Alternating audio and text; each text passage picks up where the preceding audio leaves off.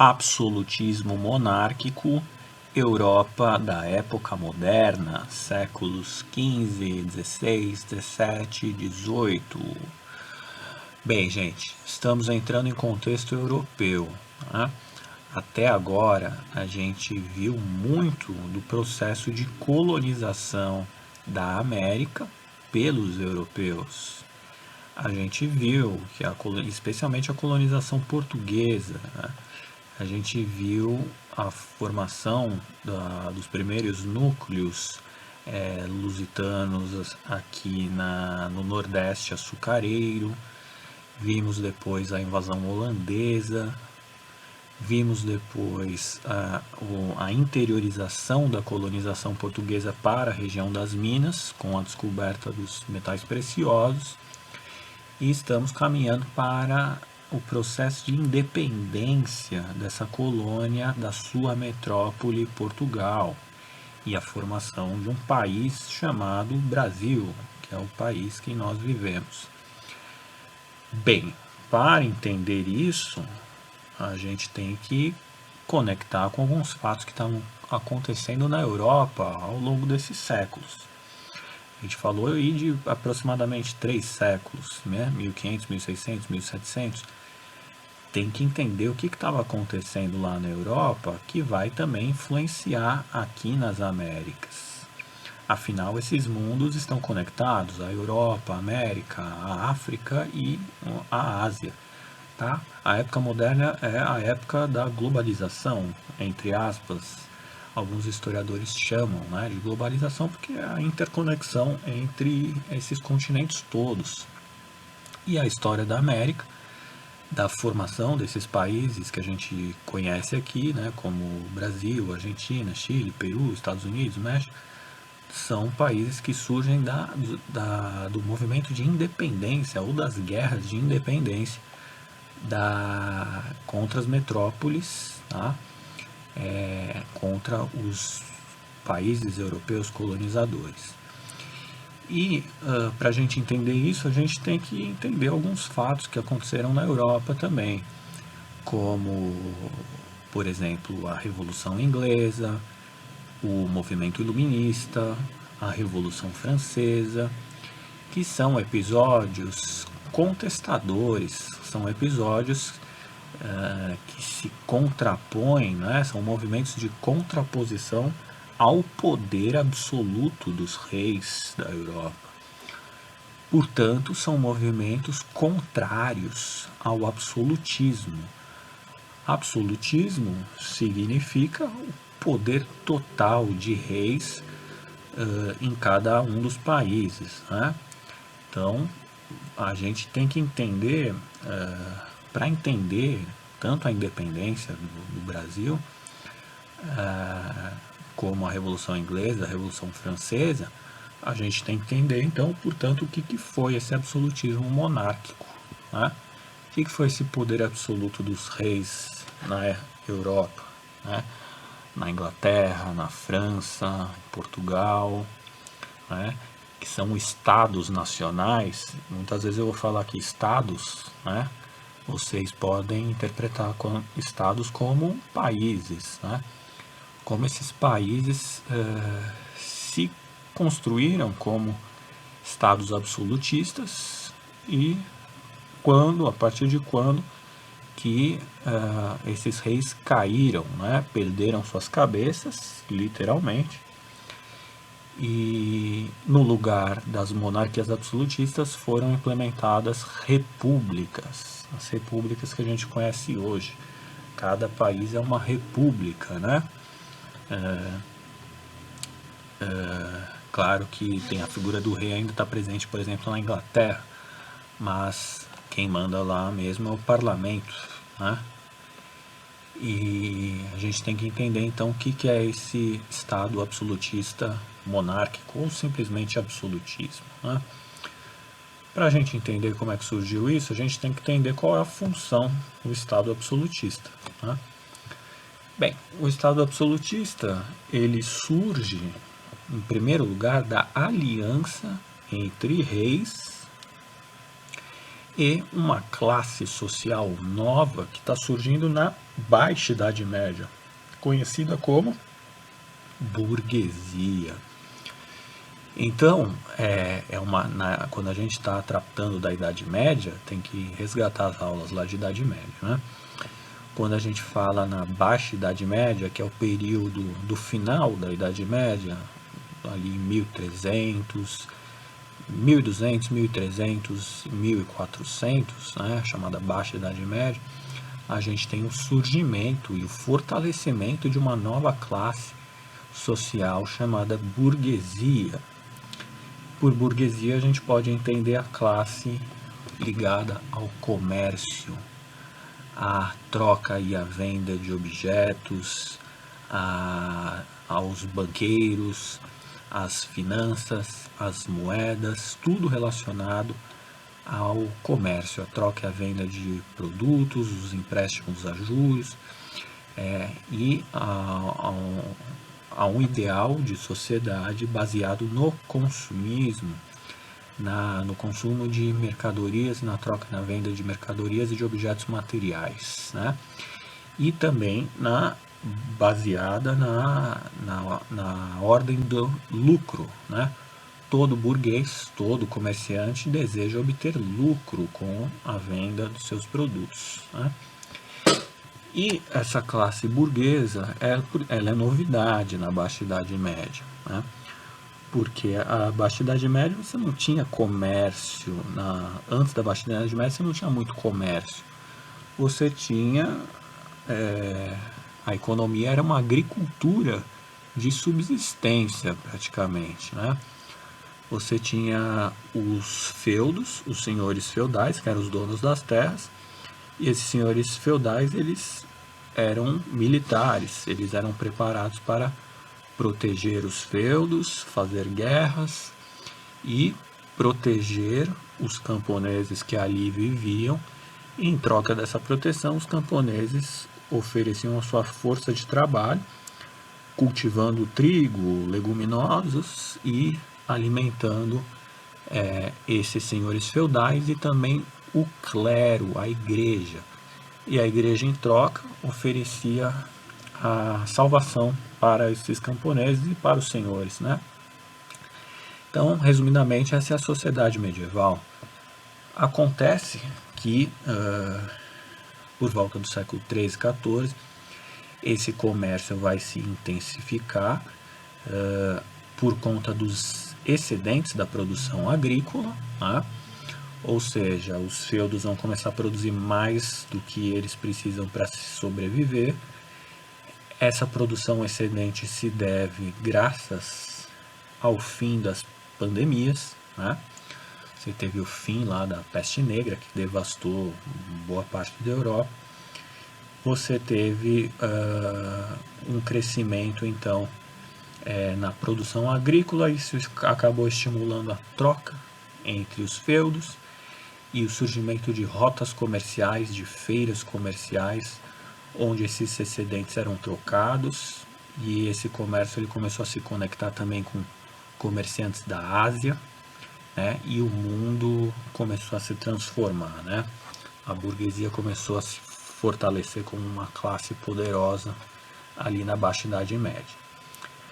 E os reis, eles existiam, mas eles não tinham tanto poder, porque quem mandava no final das contas eram os senhores feudais que atuavam localmente, né?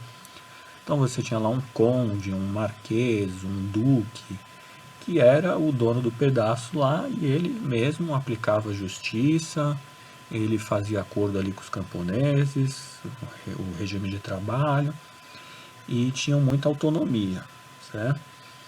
Acontece que com o fortalecimento da burguesia, essa burguesia precisou cada vez mais de apoio dos reis, né?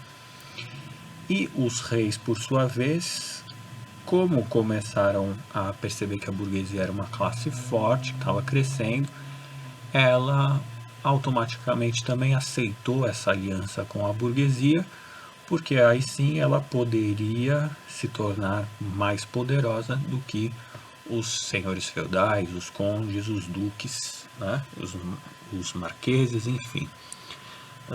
Os reis viram nessa aliança com a burguesia uma aliança proveitosa para ambas as partes. E realmente foi, né?